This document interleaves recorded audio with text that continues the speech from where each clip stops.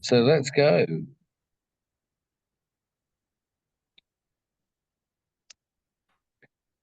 All right, we're launched.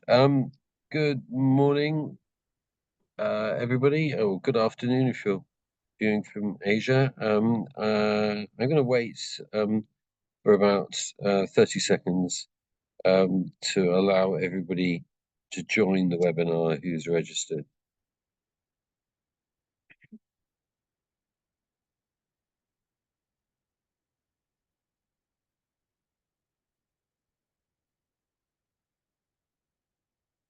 Okay, I think we have a number of people here. We have over 230 people registered in the audience today. I know some of them will be joining us in a couple of seconds. My name's Tom Jenkins. I'm absolutely delighted to be joined by Richard Nicholls of VisitEngland, Lesley Whitehill of VisitScotland, Rebecca Cox from Visit Wales, and Neil Aulton from Tourism Ireland. These are the four leading statistical gurus that the National Tourist Offices can wield, and we're going to be going through what they have to say in a second. I'm here really just to point out, and I'm pretty sure you're aware, that the purpose of this event is partly obviously to discuss current trends and prospects for the British Isles and the island of Ireland, but also to promote the Britain and Ireland marketplace, which is taking place on the 30th of January. And I think those of you who've been waiting in the waiting room will have seen the video, and we'll be highlighting it again at the end of this event. I also must stress that whilst we're going to be having all kinds of information and detailed proposals or detailed presentations being put forward to you, really is useful if you can pose questions either in the chat or in the Q&A.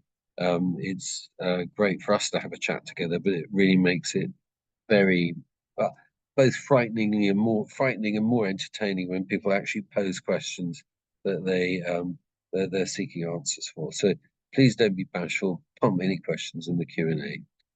All right, I think that's enough from me. I'm Tom Jenkins, by the way. Those of you fortunate enough not to know me, I work at ETOA, and I'm obviously be comparing this webinar. Okay, on that basis, I'm actually going to hand over to Richard, who's the statistician from Visit Britain, Visit England, who's going to give us a rundown. So over to you, Richard. Thanks very much, Tom. I'm just going to share my screen. Can people see the slides okay? Are they showing up? Great. Okay, I'm hearing some affirmative and seeing some nods. Excellent. So hello, everyone. I'm Richard. I'm the head of research, Visit Britain, Visit England. I'm going to give you a high-level overview of inbound tourism performance that we've seen this year. What are the prospects for next year and beyond, and a few of the key themes that we're seeing as well. A lot of my data is at the total UK level. Of course, we can expect England within that to demonstrate many of the same trends and patterns. Let's take a look first at the overall picture on inbound visits from overseas to the UK.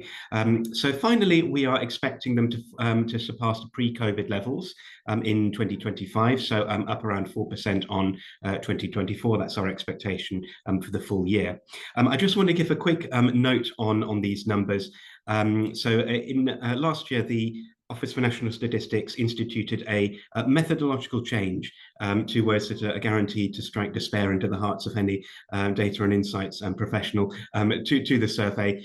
So the numbers that you're seeing there for 24-25 are not necessarily the exact numbers that you might find on their website or ours, but this is my modelling to ensure as comparable a picture as possible to answer that key question of where are we versus a few years ago. So that's a bit of modelling smoothness going on there. So we're looking at just about a record number of visits. The all-important value of spending, we've been setting some records for some time, of course, but this is driven by inflation. A key trend that we're seeing here is that in real terms, inbound spending is still around 5% below 2019 levels when you take out the impact of those price increases. So although visits have been just about surpassing those levels, spend does not. So we're seeing a squeeze in real terms in spend per visit. There's a few reasons why this is. Firstly, is the composition of travellers. The VFR, visiting friends and relatives market, has been very strong. That's pretty high volume, but it's pretty low spend per visit. That's been dragging it down the average spend. Some of the high spending East Asian markets have also been very slow to recover as well. So that's pushed things down at the top end. But it's also part of a long-term trend. So this was a pattern that we were actually seeing before COVID, was that it was very difficult to grow spending by more than inflation plus visits. So we're seeing that real long-term pressure on trying to get people to spend more. Taking a look now at some of our key inbound markets. The market on the very left-hand side of that chart, the USA, has been setting huge records. 2024 was a bumper year, and 2025 we're not seeing the kind of growth rates that we saw in 23-24, but we're not far off in terms of numbers, or maybe just about on par or even slightly ahead. So while the growth rates from the US have come off the boil, the numbers are still looking pretty healthy in comparison to a couple of years ago or in comparison to pre-COVID. I've ordered the markets here, the top 20 or so, in terms of their total value of visitor spend in the UK inbound in 2025. You can see with China there, about in the middle of the picture, it was actually the second most valuable market pre-COVID. It's somewhere down the list now. China has not recovered in terms of visits, in terms of spend. The UK is not alone in this. This is the same across many European countries. It's actually the same across a number of East Asian markets as well. So Japan, Korea, we're seeing numbers still well down on where they were in the late teens. A lot of these markets are actually prioritizing short, medium haul travel intra-Asia. Gulf markets, Saudi Arabia has been doing very well recently. That's been setting records. And of course, the Gulf markets really punch above their weight in terms of the average spend per visit, almost 3 times the average per visitor. European markets, of course, still account for a majority of the visits to the UK, around 2/3 in terms of volume, just under half in terms of value, about 45% of spend. Let's take a look now at some of the short-term trends that we're seeing. So the last few months, what I'm showing here is flight bookings from the Forward Keys database. They don't see absolutely everything, but they do see quite a lot of the market. So in the last few months, this is the arrivals that they're seeing in their database versus last year, slightly up year on year. So 2024, maybe a few percent up during the key summer period. The outlook for the next few months is looking a little bit slow. Bookings that came through in October were actually quite down on those made in October last year. So the numbers there in the kind of turquoise color, these are what they see on their book versus those bookings that had been made the same time last year. So there is scope for these numbers to change. And quite often recently, we have been seeing a trend towards a wait and see attitude, a few late bookings. So it's not impossible that these numbers might improve from these quite sluggish looking levels. That has happened a few months in the recent past, but it is looking a little slow. We suspect, by the way, that the overall picture for the total aviation market is maybe a bit better than these numbers suggest, just due to the patterns of bookings that Forward Keys see in their database versus the total. So a few of the trends that we're seeing for the short-term outlook. What we have seen in the Forward Keys database, we can look at where people are coming from and also where they're going to. Arrivals to non-London airports, and that's those without London in their names. We're counting Stansted, Luton, Gatwick, etc. within London here. They're actually up 11% in the last 3 months, year on year. So that's well ahead of the total, which is just a little bit above last year. So that's quite an interesting trend there. There's a bit of a dichotomy between bookings from Europe and from long haul. So bookings from Europe for the next 3 months, just about on par with where they were this time last year. So that's looking forward. 7% below for long haul. So a few regions that were seeing really good numbers last year, a bit behind this year. Not necessarily terrible, because last year for many long haul countries was a record, but maybe a little bit softer than the 2024 outturn. We're getting card data from Visa, a relatively new source for us.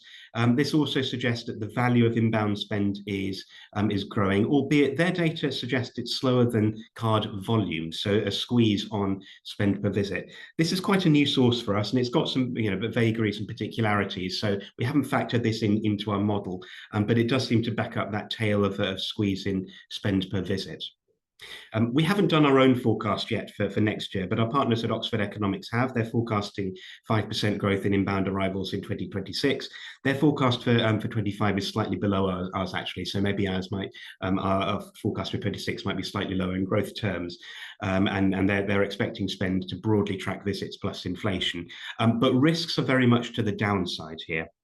There is considerable uncertainty about next year, given the state of the global economy, lots of fragilities there. The forecast for global economic growth next year is 2.6%, pretty weak by historical standards, and actually below this year's expectation. There are potential worries about the private credit market in the US, potential AI stock market bubble. So could there be some problems that spill over from the stock market into Main Street?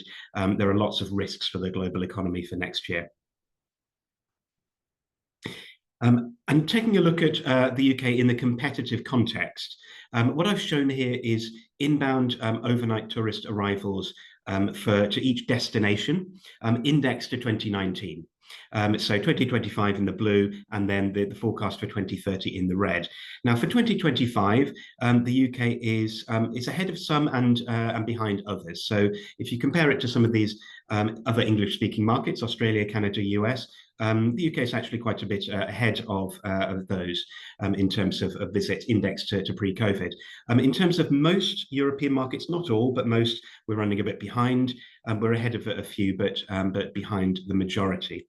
And actually, if we look out to 2030, we are forecast to see a decline in our inbound market share. So some other destinations are growing at a really rapid rate, the Middle East, for example, but even within Europe, intra-Europe, we are forecast to see an erosion of our market share internationally.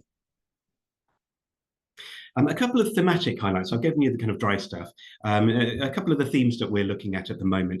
A big one for us is film and TV tourism. So this is the big focus of our marketing activity at the moment, our big Star in Great Britain marketing campaign. And we know it's an area of real and growing interest for a lot of travellers. So 70% of travellers have been to a film or TV location on a UK trip, and 9 in 10 potential visitors are intending or interested to visit a film or TV location in the UK in the future. So we know this is a driver for people to come to the country, to get them travelling around the country, and this is an area where we can tap into some of our both historic sites and also our contemporary culture as well. We've got more insights on that coming up very soon. Another trend we've been looking at is the social value of tourism. So what does tourism mean to the trip taker, but what does it also mean crucially to those local communities? So we did a piece earlier this year that looked at this issue in depth for the first time. Nearly 80% of people we surveyed felt more positive after travelling in the UK. And if we look at the communities themselves, most of the residents in tourist destinations, so those destinations that get a lot of tourists, feel connected to their local community compared to only 35% elsewhere. So that's that real tale of pride in place for those places which attract visitors. That's also good for the cohesion of the local community as well. I think I'm up at my 10 minutes now, so I'll just say we've got plenty of other resources on our website, lots coming up. I'm hoping that these slides will be sent out to the attendees afterwards, so you can check out these in your own time. But we've got lots more exciting insights in the pipeline and plenty of data tools on our website that you can drill into and get that depth at your own leisure. Okay, thank you. Richard, thank you so much. There's just one question which actually sprang up that was posed, and I don't want to dither too much, but you were looking at spend. I was just wondering how much that spend is affected by the non-refundable VAT issue. Is that traceable in the visitor spend statistics? Yes, so this is an issue that we did look at a couple of years ago, was that that erosion of a bit of a competitive advantage that we had versus European competitors. And there is some evidence to suggest that there is more shopping going on in places like Paris, Milan, that we used to get. So it is an area where there are quite a few of those visitors from these really high spending markets, like the Gulf, who might either choose to go elsewhere or perhaps come here but spend less when they do so. Yeah, okay. That's very kind of you. I'm very aware that we've got a very rich programme, so I want to hand straight over to Lesley. Lesley Whitehill from Visit Scotland. Over to you, Lesley. Thanks very much, Tom. I will do the same and share my screen.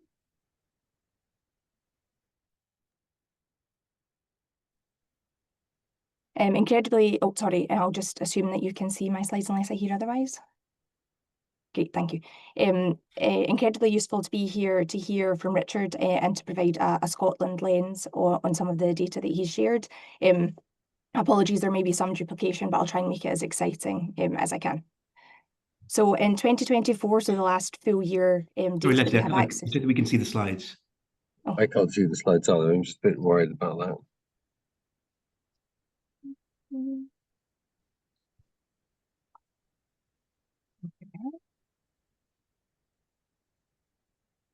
Yeah, there we are. There we are. Well done. Thank you. So in 2024, the full year data that we have, Scotland received over 15 million visits from the domestic and international market. That accounts for over 60 million nights and a expenditure of £7.4 billion. International tourism is our largest spend area and has been for the last 2 years, which is a change from pre-COVID, where domestic tourism was slightly higher in terms of total expenditure due to the volume of visitors. So despite some of the challenges that Richard has mentioned around a squeeze on expenditure in recent years, Scotland is seeing a reduced expenditure per visit, but overall that total is now greater than the total expenditure from the domestic market, so a shift there. We saw record levels of international visitors and spend in 2024, although we saw a shortening of stay, so the overall nights were down on levels seen in 2023, so a slightly higher spend over a shorter length of stay in Scotland.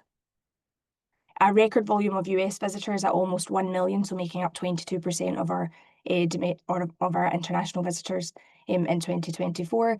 And Scotland certainly sees improved performance when it is a strong North American offering coming to the UK. We see a good proportion of those visitors choosing to join and visit Scotland. So as I've said, the US, our top market, and was still growing in 2024, but exhibited a shorter stay and a marginally lower spend per trip, similar to Germany and Republic of Ireland. A growing market with increased volume, longer stays and higher value stays that we'll be looking to encourage more from is the Netherlands, also an excellent market in terms of regional spread, so pushing the economic value and impact of tourism around Scotland's regions. And then France, a core market for us, is underperforming in 2024 compared with 2023 and 2019. So we'll be looking to encourage our French visitors to fall in love with Scotland again moving forward. A lot of this slide talks to many of the challenges that Richard has already alluded to, but I'll just again put a bit of a Scotland lens on there in terms of early indicators. So our international inbound remains the key driver of growth, particularly in terms of visitor volume and expenditure, and we are expecting to see continued growth in 2025, single-digit percentage terms uplift. And the USA will remain our largest international market, but as Richard has alluded to, we expect that growth to slow and to not be driving the sort of double-digit growth that we have seen in recent years. Our opportunity markets include some of the Asian markets. Again, that we've seen that slower recovery coming out of COVID, but we're definitely driving growth prior to the pandemic. And we know that there's a lot of opportunity to re-encourage those visitors and build on the work prior to 2019 to encourage those visitors to think about Scotland again. emerging markets in the UAE and India in a similar position, where we were seeing those developing prior to COVID, and now that post-pandemic travel is settling a bit, we hope to see them return in 2025, 26 and beyond. Southern Europe and the Nordics, again, are already coming through in our data for 24 as growth markets, opportunity markets. So we'll be working with partners to encourage continued visitation from them moving forward. But key challenges for the sector remain a reduction in in-trip spend and shortening stays, which are impacting particularly on occupancy rates for our accommodation providers. And as Richard alluded to, we are seeing evidence both from domestic, but in recent times more keenly from the international market, of that tightening booking window and a wait-and-see attitude, as Richard said, which offers challenges for free and independent travellers, but equally opportunities to work with tour operators and the membership today to secure those earlier bookings and provide confidence to our tourism sector of that advanced booking. Also to work with their expertise in terms of securing later and last minute bookings and itineraries, because a key challenge of that shorter booking time is a reduced engagement period where you can build that itinerary, you can build knowledge of the destination and encourage regional spread.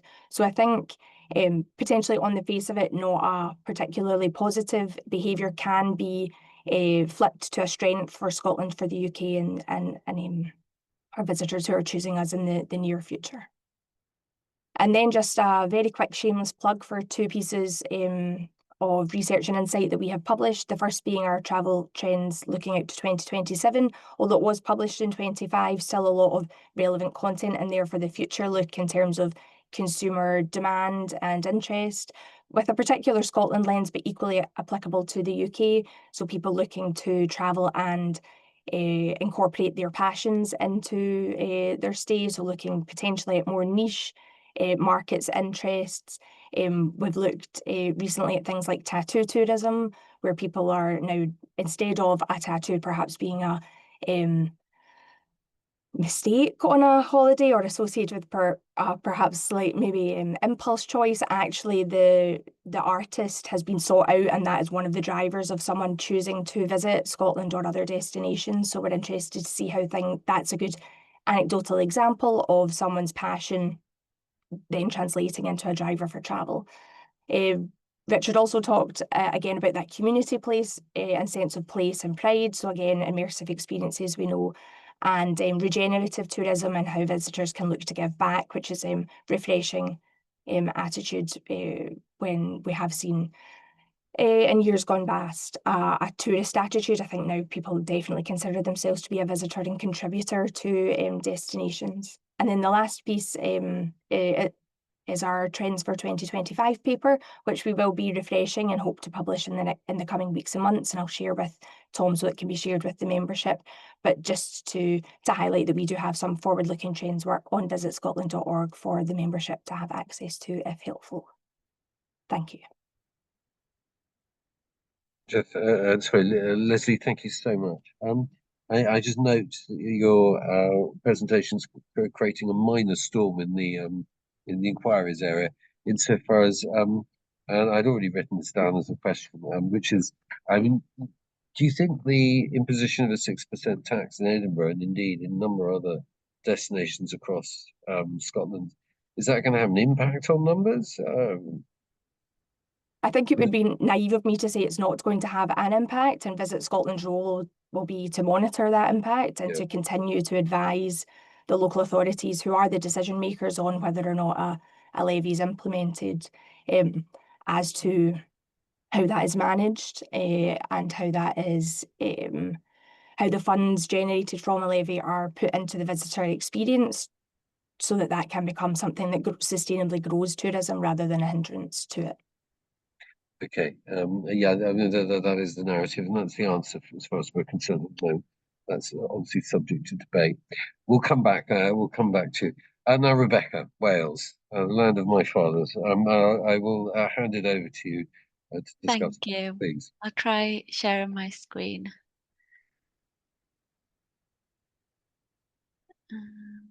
Oops.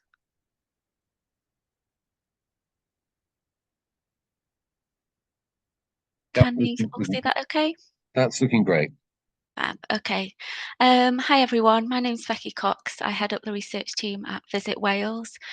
Just going to talk through a few slides from a Wales perspective. Again, much kind of in line with what Richard and Lesley have said, but yeah. Oops.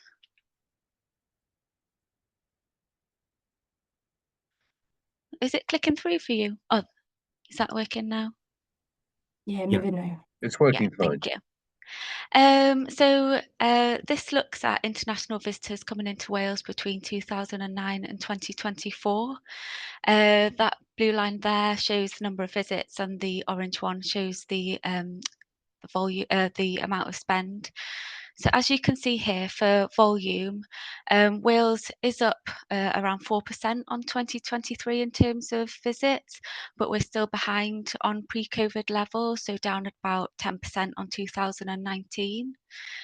So for value, so the amount people are spending, we see similar patterns here. So we're up about 7% on 2023, but still behind pre-COVID levels, so down about 5% on 2019. In terms of proportion, so Wales sees a relatively small share of the UK inbound market. So we receive around 2% of visits spend and nights, and that's remained relatively stable over time. So that's certainly a challenge for us. But those visitors who do come do tend to stay ever so slightly longer. So this slide here shows Wales' top international markets, and again, this remains relatively stable over time. So our top international markets coming to Wales are Irish Republic, Germany, USA, France, and Australia. In terms of visits, in 2024, Ireland Republic was our top market, but we have seen decline in visits between 2019 and 2023. Whereas for markets such as Germany, we've seen an increase in visits both pre and post-COVID, showing a strong positive trend here. And for spend in 2024, Germany was our top spender. So when compared to 2019, we see an increase of around 75%. But whereas the USA, for example, we've seen a decline in spend of around 10%. And we also see this in visits too. So there's quite a lot of variation between the markets. So what do international visitors come to Wales for? So visits to friends and relatives remains the most common reason why people come to Wales. And this is followed by holiday visits. And we've seen increases in both of these reasons since 2023, but we're still behind pre-COVID levels for both of these purposes. In Wales, study has seen the biggest increase, but we've seen quite a big decline in business reasons. So this slide just focuses on data for holiday visits. So this is kind of our bread and butter in Visit Wales. So 39% of international visitors here, visitors were here for holiday purposes in 2024. And as you can see here, it's really mixed in terms of those who have returned since COVID and those who haven't. So we tend to look across various different metrics to kind of unpick that detail a little bit more. So for example, you'll see here that Germany has had a high increase in visits and continues to grow, a high increase in spend and continues to grow, obviously a higher spend per night.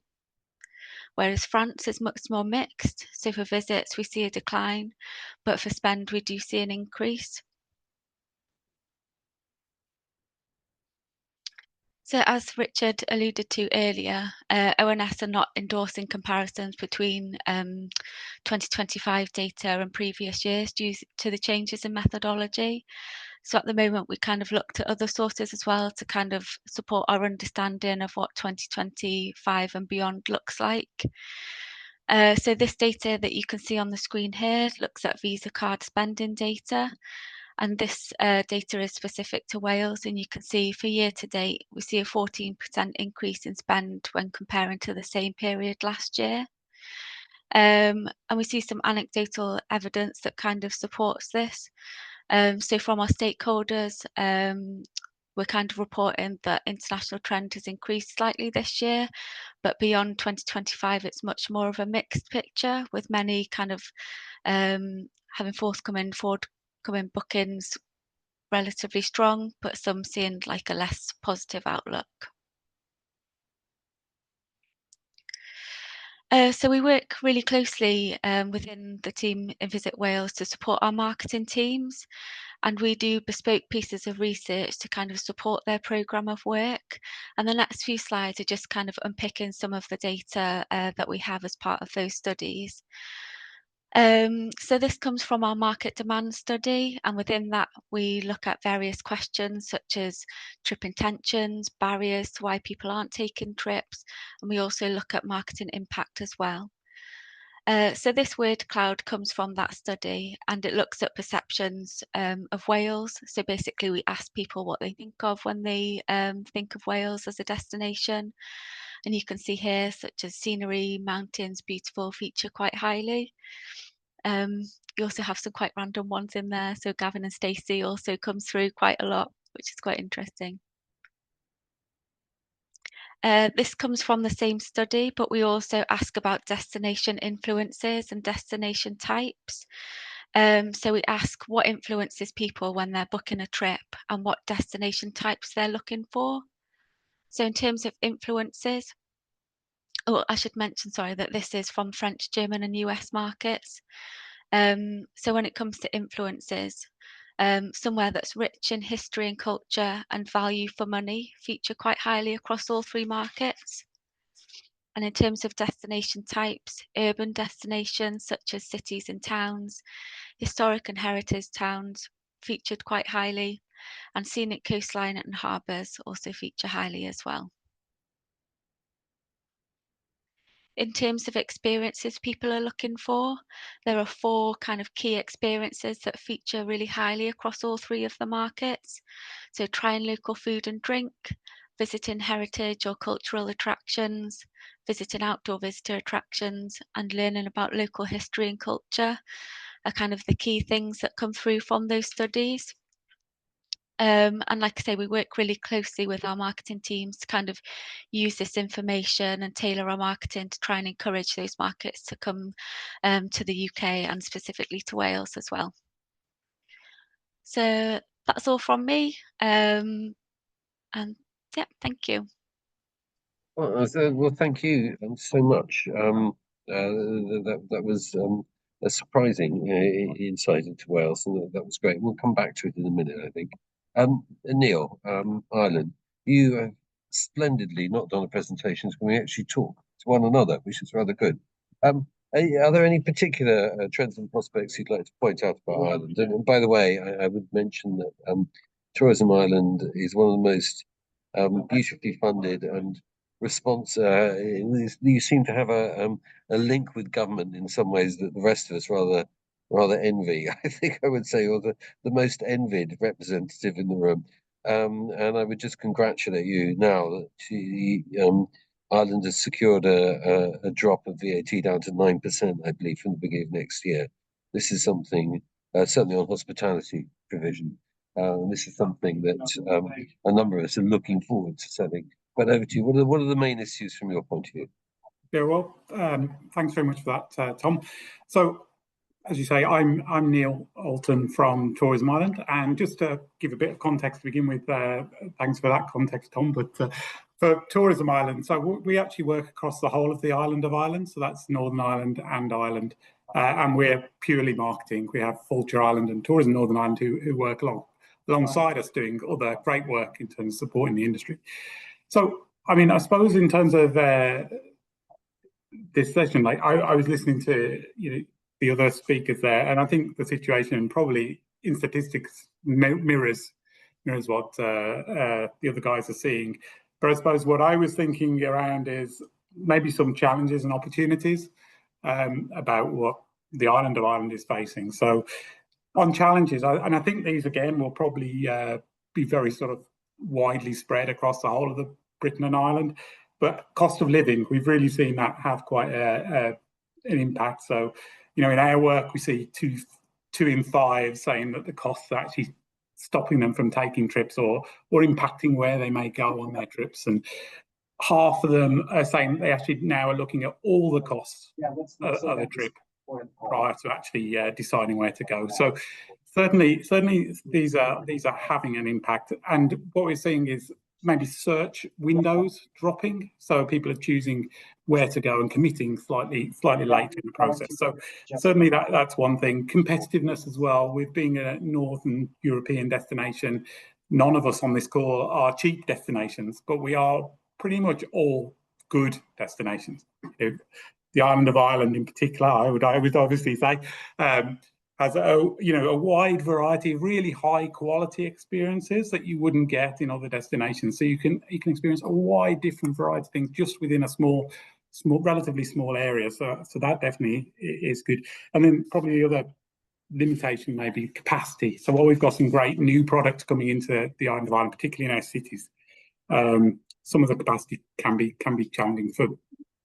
But there is a lot of work going on in terms of improving that, so that's good. And then I suppose that's three potential challenges, but I would obviously have to do 4 opportunities. So on the opportunities, I mean, certainly we see really significant air access improvements. So since pre-COVID, we're 6% up on seats coming into the island, and we're 20% up from America, which is pretty amazing for us. And in fact, if you look at the US gateways, the number of gateways across Europe, it actually goes Heathrow, Amsterdam, Charles de Gaulle, and then Dublin. So we're really pleased with their access, and I think that gives us a really good opportunity right the way across Europe. We have some great access. Product, as some of the other speakers, I think we're seeing from Wales, for example, landscapes come out really important as to why they choose the island of Ireland. Both Ireland and Northern Ireland are really seen as their landscapes. So people who are thinking of coming here, about a third for either Ireland or Northern Ireland, just really say the landscapes are the thing that driving them, along with curiosity or going somewhere new. But landscapes seem to fit, and we see that when we look at.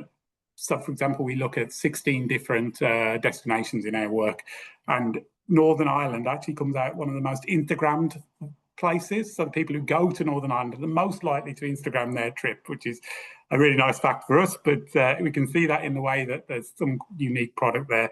Wallardo Antique Way is voted the most Instagrammable route to take around the island. So that product does seem to be holding fit. The other opportunity, I think, will be around coolcations. So we're actually seeing an increase of that to 40% of people from Spain, 45% of people in the US actually say that extreme weather actually influences where they may go on their trips. And we see that's something that maybe I was always thinking, obviously I'm originally a Brit, so I would always want to go to the nice sun destination for at least one trip. But we're actually seeing a lot of people saying now that actually that isn't what they want, and it's actually could be even stressful for them having to look after their kids in hot weather. And actually all across Northern Europe offers that opportunity. Sustainability, we see half of people actually saying they're now willing to pay for a little bit extra to have a sustainable experience. And again, that's really, really important for us. So we've launched Ireland Unrushed just to show, really similar to the Dutch visitors that were mentioned earlier on, people who want to actually experience their trip in a way.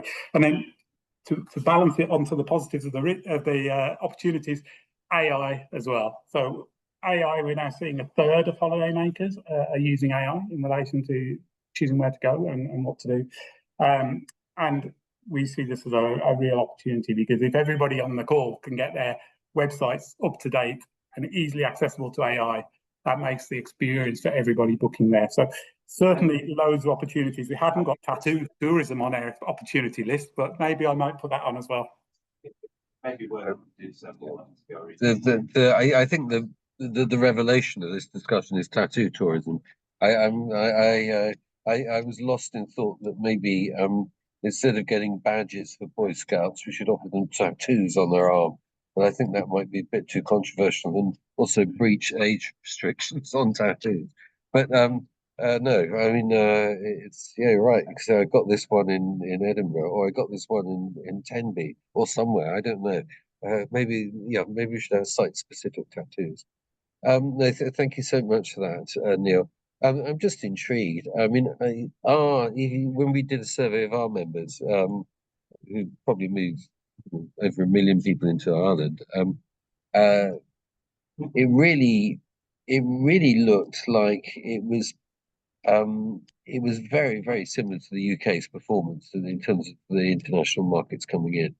And I'm just wondering, and you're looking at the rest of Europe. I suppose this is for everybody. Look at the rest of Europe, and they're all well ahead of 2019. You know, they're not behind. They're not the same level. They're in front. And I think to a certain extent, Ireland, you're in a unique position because Dublin is booming as a commercial centre, and it's very difficult for us to get leisure space in Dublin, particularly at high season. I'm just wondering, you know, is that the main suppressor in terms of volume? Do you think, you know, the difficulty of getting space in Dublin? Yeah, I mean, I think the Ireland as a whole actually is seeing, you know, it's really getting a moment in certain countries that people actually really like the idea of it. As I said, there's quite a few different factors, and it's hard to pick out individual factors that lie behind this. You know, all across Northern Europe is a relatively more costly place to come, and whilst, you know, we think we've got a great product that does have some sort of implication on volume. As you say, capacities, you know, if you can't get a space, then that's quite tricky. But I think when I go around the country and I speak to businesses, I think they're generally taking a cautiously optimistic view of the future. So, you know, they've got some good bookings for 2026. So I wouldn't be on the negative side of that. I'm not here to be negative. I'm just intrigued in terms of comparative demand. There may be some soluble issues. I mean, I'm not saying this is a downer. I've got a question coming up. So we've got a new question. Thank you so much for these questions. It makes my job a lot easier. It's a question for Neil. Are there any concerns around the use of poolcations in the potentially sensitive area space of taking advantage of climate change? Wow. Is it politically correct to talk about it being soft in Ireland? It never even occurred to me. Over to you. Well, we certainly wouldn't go down that line of like, you know, specifically saying that. I think it's more a case of recognising, you know, if people do want a more sort of moderate climate, that they can get that right the way across Northern Europe, but in the island of Ireland particularly. So, explaining that, you know, we have things like great beaches, but the beaches are great because you can go and walk on an empty beach, and you can, you know, rather than sit there sunbathing. So we certainly wouldn't sort of point to the fact that the world's got environmental challenges, but just really recognising that is a trend. And, you know, I speak to some of the other European tourist boards as well, particularly from Northern Europe, and they're seeing quite big differences in the way that people are talking about their destination from places that are generally hot in the summer, and that they're actually seeking this out for places to be, you know, more temperate as they go forward. So it's more of a trend than a sort of hard-nosed decision sort of thing. I think it's also something you've got to be very careful how you pitch it. I remember, and I think, you know, I salute to Rowan Morris who's raising it on that basis. But just in terms of marketing, you've got to be very careful about marketing yourself as a cold destination in summer. It's not necessarily the thing that makes everyone tick. But certainly, I remember I spent my holidays in Wales. That's what it does. And I used to regularly ring up my friends in Malta who just wanted to hear what the weather was like, and they were not wanting to hear that it was sunshine. They were wanting to hear that it was the opposite, and they got very, very hot. They got very, very hot and bothered at the idea of being able to sit without air conditioning in perfect comfort. But you know, I think it's a niche market, but it's growing. I would note one thing on this subject, that when the Mediterranean started posting figures in excess of 40 degrees in June and July, bookings for the Mediterranean went up. People looked at it and said, that's exactly what we're looking for. Thank you for reminding us. And last minute bookings that didn't shoot through the ceilings, but there was no diminution. I'm intrigued. Can I just ask Richard a question? You listed a whole set of leading origin markets for the UK. Japan was missing from that. Is there any explanation? So firstly, Japan is one of those markets where the numbers have been very slow to recover. So they're quite some way below where they were in 2019. Japan is also a market where there has been a very long-term decline due to the economic and demographic trends in the country. If you look back, for example, to 1990, Japan would be quite some way up the list. And we are actually still way behind the numbers that we were seeing 30 years ago from Japan, to the fact that their economy has never quite recovered from the early 90s crash. So there are some very long-term trends, and there are some short-term trends going on there. I mean, it's a major shift. Rebecca, do you see any other long-haul markets for Wales other than America and Australia? I mean, you were mentioning these two ones, and Australia was news to me. It's fascinating to hear. Are there any other ones you think it might be interested in Wales? I would say they're probably the top two from the data that we have. We also see kind of from our tour operators a lot of interest from places like North America, Asia as well. But yeah, from the data, definitely those top two. But yeah, from other kind of anecdotal feedback that we have from our stakeholders, North America and Asia as well, particularly interested in Wales. Okay, we've been bombarded by questions suddenly. Firstly, there's really a question about the Indian market, which is of real interest to us. ETOA has a number of Indian inbound operators, and it's a market which is growing both in terms of membership and in terms of volume. I really is a question about how far do you think the visa system is affecting our inbound markets? I have an opinion on that, but I'd be interested to hear your opinion. Do you think the fact that we have visas is suppressing demand from India? Richard, I'll throw that one at you, and then I'll see if Neil's got an angle on it. Yeah, we did a bit of research actually a few years ago on the perceptions of the UK's visa regime. It is perceived, as you might imagine, as weaker than the Schengen, the European visa, for a variety of reasons. And we do hear feedback that it's often seen as overly complex and intrusive sometimes. So I think for some markets it's a competitive disadvantage for us. There are a few markets, e.g. in the Gulf, where the visa has been replaced by the ETA, so that's actually a loosening of the requirements, which is good. In terms of the ETA, the impact has not been as bad as we might have thought, I think. In the long haul, very little impact. Europe maybe on the margins, but it's not huge.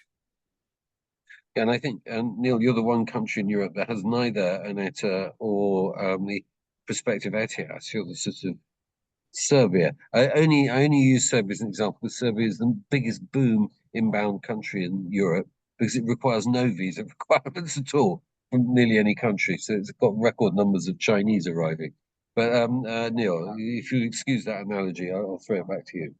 Yeah, I mean, we do have the ETA actually in Northern Ireland. So there is actually a sort of cross-border situation. But in terms of India in particular, I mean, we're not seeing necessarily huge growth in numbers, but we are seeing really good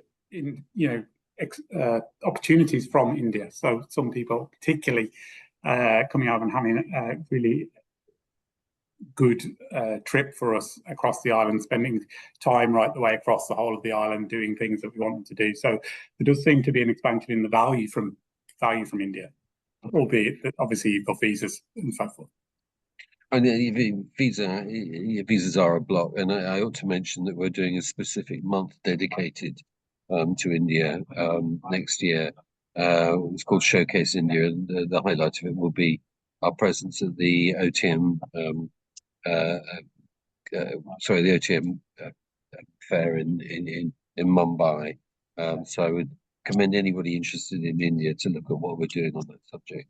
I think certainly it's the only time we've had a standard workshop where there was a line of agents and operators wanting, they formed a line in order to access product in Europe.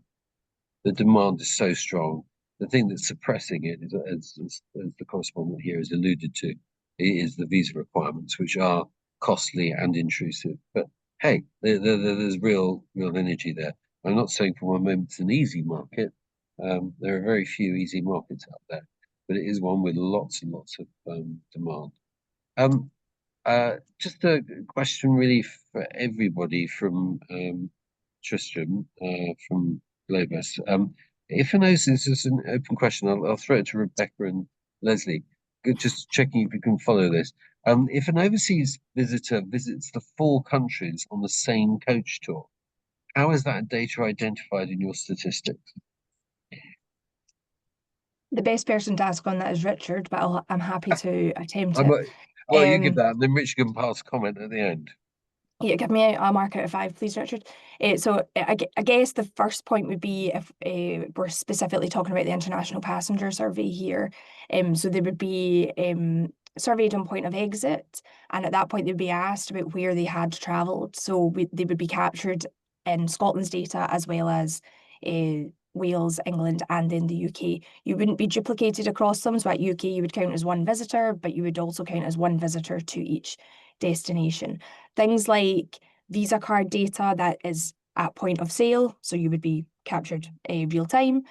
So yeah, it's a survey-based methodology, and you're counted as 1 visitor in terms, so you're not a duplicate. We want our part of that tour as each destination. Richard, out of 5, 3? Yeah, that's absolutely right. Yes, you are. It's 1 visit to the UK, but it's also a visit to each nation. If you add up the number of visits to each nation, they come to more than the UK total for this very reason. I've also seen, by the way, Tom, while I'm on the phone, that it's confusingly there's 2 separate little boxes, and there's a question in one: are the spend figures adjusted for inflation, please? No, they're not. They're nominal. Thank you for picking that up. Okay, there's a specific Welsh question from Rebecca, and I throw it at you, and you could throw it back at me because I'm not quite sure what you're supposed to say to this. But we would love to do more business in Wales for our North American clients, but it's very difficult to work with the hotels. I think there is some training coming up for the trade, which hopefully will help, but it'll never increase if the hotels are looking for immediate payment, non-refundable or transferable. It's a great country, so we will keep trying. So they're willing is the answer. Well, that's really positive feedback, at least. I can answer it partially, I guess. So we do a lot of work with our businesses in Wales. So we run a business barometer about 3 times a year, and we focus as each part of that wave on different elements in terms of what their business is looking like gaps in terms of training and that kind of thing. So Liz is completely right. As part of our offer, we are starting to look at how we can support businesses better, particularly with things like AI and that more kind of web-based offer, I guess, for businesses. So yeah, fingers crossed that the frustrations that Liz is seeing does improve. It's certainly something that I can feed back as well. But yeah, in Visit Wales, it's something that we are looking at in terms of support for businesses in the future. All right. Now, I've got a question here, which was posed slightly earlier, which is, we see a growth in the Dutch market for more sustainable ways of travelling. Many are choosing to travel to the UK by ferry and train instead of flying. Does anybody have any figures as to the, have you got any statistics to support that? I think where this is coming from is that, the rise of the sustainable traveller is something that's been much talked about. But do we have any data to support this? I mean, do we see people making these choices? Neil, is this something that Ireland's been looking at, or is this something that needs to be further evolved? We have looked at it in some depth actually about sustainability and what it means for people, and certainly we see very strong growth in people choosing sustainable product. So if you're faced with 2 hotels that one's sustainable and one doesn't say it's sustainable, then for the same price, people would generally, quite high percentage terms, would consider the more sustainable product.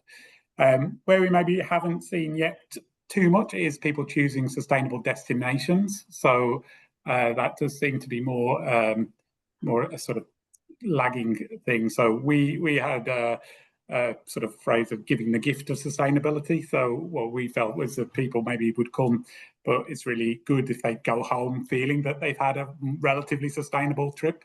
And that the destination sustainability tended to be more in places where the community involvement was particularly an issue. So in the Pacific Islands or so forth, that seemed to be more of a sustainable destination choice. So I know I don't have the numbers particularly for Netherlands, but I do believe that some of the countries, particularly sort of in Scandinavia, Netherlands and so forth, are more advanced in the way they think.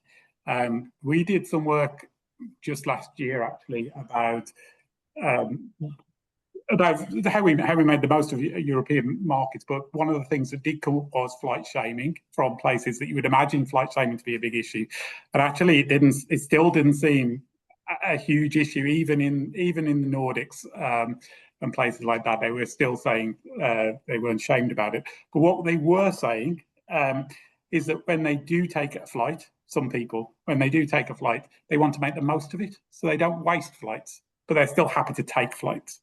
So for us as an island, obviously people have to fly there.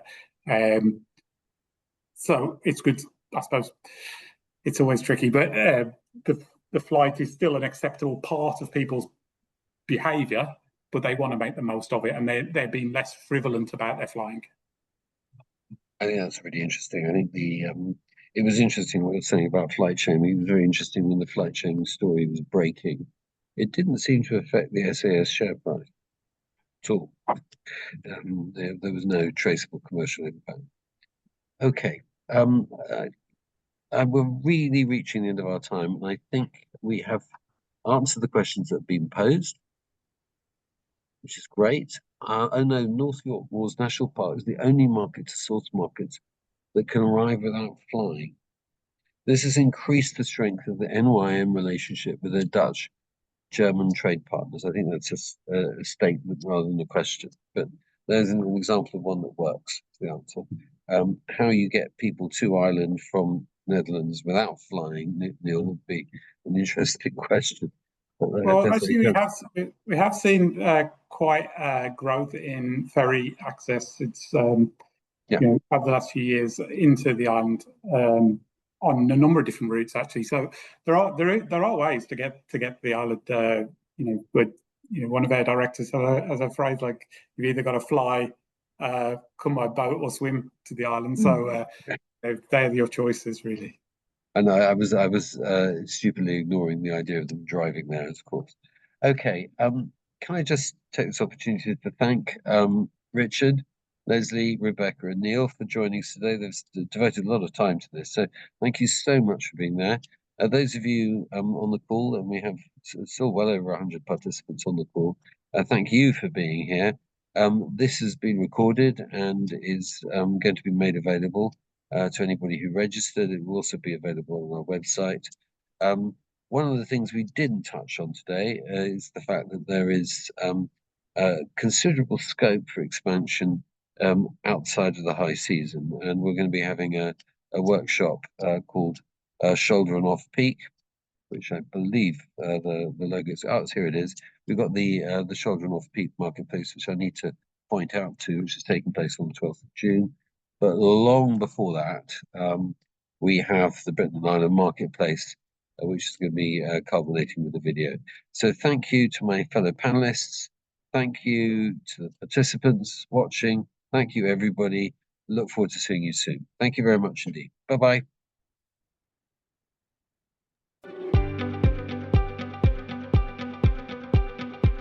Here we are at the Britain and Ireland Marketplace, or BIM, the 2025 edition of that event. The great thing about BIM is the fact that we've got a mixture of the buyers who are based in Europe, who sell Britain as a destination throughout the world, and hosted buyers brought in by VisitBritain, who have been flown in specifically for this event. We work hand in glove with ETOA on the delivery of this fantastic event. It's really important because we know that 45% of all the people that come to the UK book through a tour operator. So we work in partnership with BIM and of course with ETOA as well to make sure that this event has got a lot of UK suppliers. BIM today has been absolutely fantastic. It's a lot of quality meetings. One day and you have opportunity to meet so many buyers from all over the world and different kind of buyers, and many of them are decision makers as well, so that's very important. So it's been really good for me so far.